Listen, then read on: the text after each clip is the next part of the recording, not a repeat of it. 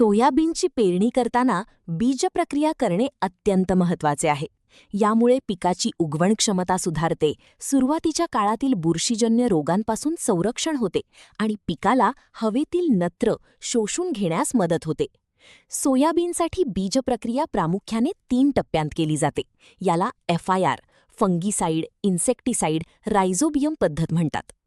Soybean बीज प्रक्रियेचे 3 महत्त्वाचे टप्पे. पहिला, बुरशीनाशकाची प्रक्रिया, फंगीसाईड.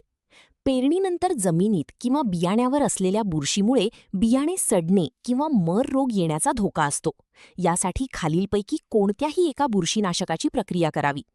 कार्बॉक्सिन 37.5% अधिक थायरम 37.5%, उदाहरण विटावॅक्स पॉवर, 2 ते 2.5 ग्रॅम प्रति किलो बियाणे. थायोफिनेट मिथाईल अधिक पायराक्लोस्ट्रोबिन, उदाहरण झेलोरा, 2 ते 2.5 मिली प्रति किलो बियाणे. ट्रायकोडर्मा विरिडी, जैविक बुरशीनाशक, 5 ग्रॅम प्रति किलो बियाणे. दुसरा, कीटकनाशकाची प्रक्रिया, इन्सेक्टिसाईड. सुरुवातीच्या काळात येणारी खोडमाशी, चक्रीभुंगा, गर्डल बीटल आणि इतर रसतोषक किडींपासून संरक्षणासाठी ही प्रक्रिया केली जाते. थायोमेथॉक्झाम 30 FS, उदाहरण क्रुझर, 7 मिली प्रति किलो बियाणे.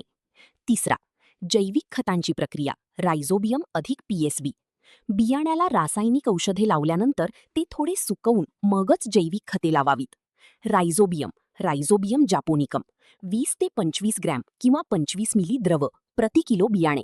हे सोयाबीनच्या मुळावर गाठी तयार करून हवेतील नत्र शोषून घेते.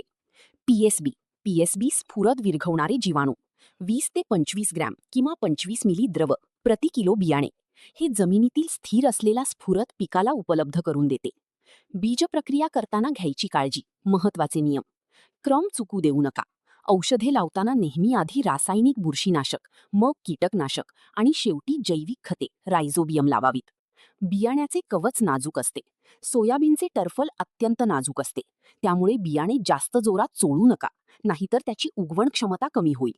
औषध लावताना प्लॅस्टिक गोणपाटावर बियाणे पसरवून हलक्या हाताने चोळावे किंवा प्लॅस्टिक पिशवीत बियाणे व औषध एकत्र करून हलवावे.